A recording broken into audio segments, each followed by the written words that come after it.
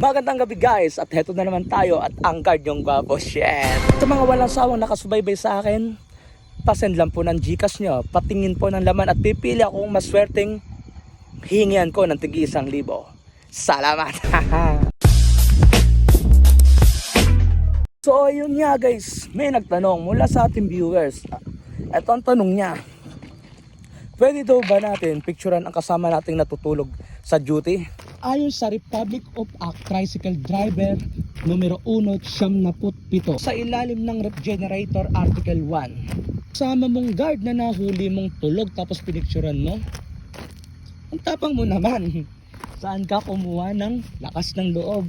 Mali mo yung guard na yan, pagod, may trabaho bago pumasok, dahil nagtatrabaho para sa pamilya dahil may sakit, siya lang inaasahan, tapos pipicturean mo lang, mali mo natanggal yan. Kaya mo bang isalba yung pangangailangan niya sa araw-araw? Kaya mo bang bigyan ng gamot pangangailangan niya? Kaya mo bang pakainin ng kanyang pamilya? Di ba hindi? Kaya wag mo siyang papakailaman. Matuto kang pakisamahan siya, bigyan mo siya ng time. Malay mo may pinagdadaanan lang yan or may sakit, di ba? Siyempre, ganyan yung buhay, bigayin ang dapat. Kung natutulog siya, sige, kausapin mo siya naman.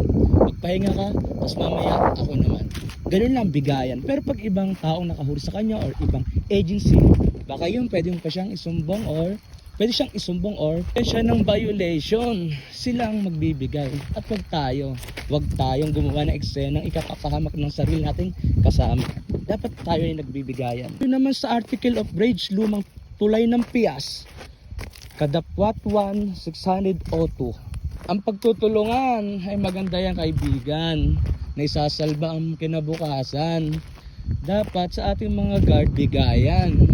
Huwag tayong maglaglagan. Tara, halika na. Nakaya na tayo, tuwan-tuwa ka na naman. Tapos mamaya, samahan mo nito ako. Kung siya ay nahuli mong tulog at magdamag siyang tulog, kausapin muna natin. Malay mo, may pinagdadaanan. Yan lang guys, sana may matutunan. Bye bye.